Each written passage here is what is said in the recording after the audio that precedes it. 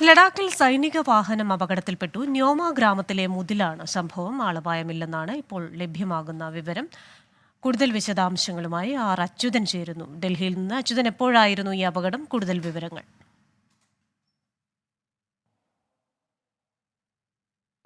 കൃഷ്ണ, അല്പം മുൻപാണ് ഈ അപകടം നടന്നതായി നമുക്ക് ലഭിക്കുന്ന വിവരങ്ങൾ. ലഡാക്കിലെ മുദ്ദിലാണ് ഈ ഒരു സംഭവം. ഇതുവരെയും പക്ഷേ ആളപായം റിപ്പോർട്ട് ചെയ്തിട്ടില്ല. സൈന്യത്തിന് തന്നെ കവചിത വാഹനമായിട്ടുള്ള കാസ്പിയർ ആണ് അപകടത്തിൽപ്പെട്ടത്. ഇതിന്റെ ബിൽഡ് ക്വാളിറ്റിയൊക്കെ ഉയർന്ന ഒരു വാഹനമാണ്. അതുകൊണ്ട് തന്നെ ആളപായം ഉണ്ടാകാനുള്ള സാധ്യതകൾ വളരെ കുറവാണ് എന്നതാണ് ലഭിക്കുന്ന വിവരങ്ങൾ. പക്ഷേ രക്ഷാപ്രവർത്തക സംഘം എന്തായാലും ഈ മേഖലയിലേക്ക് പുറപ്പെട്ടിട്ടുണ്ട്.